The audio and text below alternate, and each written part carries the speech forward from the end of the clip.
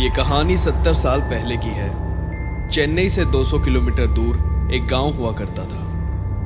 एक सुनसान क्षेत्र जहां ना तो बिजली थी और ना ही पक्के घर।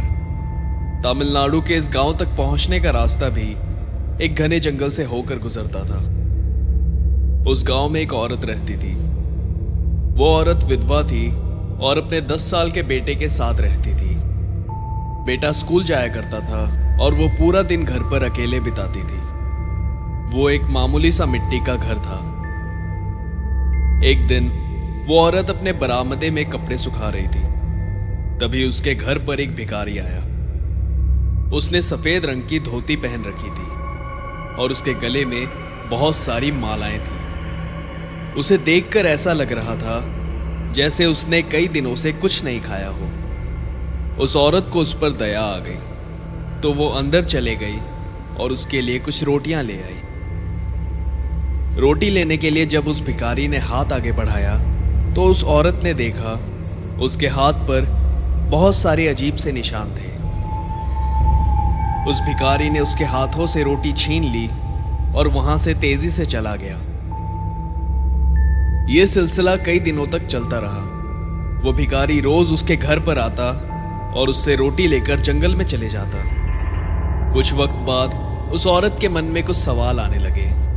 क्या पूरे गांव में बस मैं ही हूँ इसे रोटी देने वाली? ये किसी और के घर क्यों नहीं जाता? आखिर ऐसा कब तक चलेगा? बस अब मैं इसकी और मदद नहीं कर सकती। एक दिन वो औरत और उसका बेटा दोनों घर पर मौजूद थे। तभी वो भिखारी उनके घर पर आया।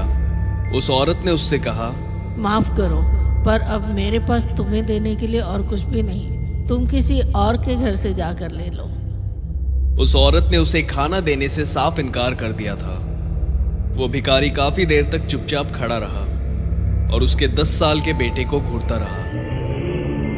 कुछ देर बाद वो मुड़ा और वहां से चुपचाप चला गया। उसके जाने के बाद उस औरत को काफी बुरा लगा। मैंने बेचारे को भूखा जाने दिया। काश मैंने उसकी मदद की होती। कुछ दिन बीत गए। वो भिखारी फिर कभी उस गांव में नजर नहीं आया।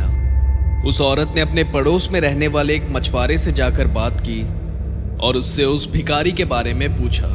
तुमने उसे खाने के लिए क्यों दिया? इसमें गलत क्या है? अरे तुम्हें पता नहीं, उनका एक पूरा समूह है जो जंगल में रहता है। वो लोग काला जादू करते हैं और भी कई सारी घटनाओं में उनका नाम शामिल है। अब जब वो तुम्हारे घर से रोटियां लेकर जा रहा था तो जरूर उसने तुम्हारे घर पर भी जादू टोना किया होगा। ये सब सुनकर वो औरत काफी डर चुकी थी। कुछ दिन बीत गए पर कुछ भी नहीं हुआ। एक दिन वो औरत घर पर अकेली थी। वो चूल्हे पर खाना बना रही थी। तभी अचानक उस चूल्हे के बगल के सिंक में से एक हाथ बाहर निकला। ये कैसे हो सकता है? जब उस औरत ने ध्यान से देखा तो उस हाथ पर वही निशान थे जो उसने उस भिखारी के हाथ पर देखे थे। तभी उसे सब कुछ याद आया। उसने एक रोटी ली और उस हाथ पर रख दी। उस हाथ ने झट से उस रोटी को दबोचा और वापस चला गया। यह सिलसिला कई दिनों तक चलता रहा। जब भी वो औरत खाना बनाने लगती वो हाथ सिंक में से बाहर निकल आता। वो औरत बुरी तरह से डर चुकी थी पर फिर भी उसने किसी से भी इस बारे में कुछ भी नहीं कहा। कई महीने बीत गए। वो औरत अब परेशान हो चुकी थी। उसने इस परिस्थिति से बाहर निकलने की एक तरकीब सोची। दूसरे दिन उसने चूल्हे पर तेल रख दिया। कुछ देर बाद वो हाथ उस सिंक में से बाहर निकला। अब तक वो तेल पूरी तरह से खौलने लगा था। इस बार उस औरत ने उस हाथ पर रोटी रखने की बजाय गरम तेल डाल दिया। वो हाथ बुरी तरह से जल गया। वो कांपने लगा और फिर वापस चला गया। उस औरत को लगने लगा कि उसने उस भिखारी या फिर तीसरी शक्ति को सबक सिखा दिया है।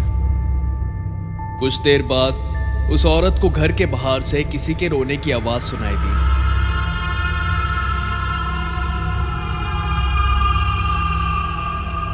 वो जब बाहर निकली तो उसने देखा उसका 10 साल का बेटा जो स्कूल गया था घर के बाहर खड़ा है और जोर जोर से रो रहा है। जब वो उसके पास गई तो उसने देखा उसके पूरे शरीर पर जलने के निशान थे। वो उसे लेकर वैद्यशाला की तरफ भागी। जैसे तैसे उस बच्चे की जान बचा ली गई। उस घटना के बाद से उस औरत को फिर कभी वो हाथ नजर नहीं आया। इस बात को कई साल बीत गए। कुछ लड़कों की टोली उस जंगल में अन्वेषण कर रही थी। तभी उन्हें जंगल के बीचों बीच एक जगह मिली जहां पर बहुत सारे पत्थर रखे हुए थे। उन पत्थरों के नीचे एक लाल रंग का पुराना कपड़ा था। जब उस कपड़े को खोला गया तो उसमें से कई सारी रोटियां निकली। जांच करने पर पता चला कि वो कई साल पुरानी थी, पर हैरानी वाली बात यह थी कि वो अभी भी बिल्कुल ताज़ी थी।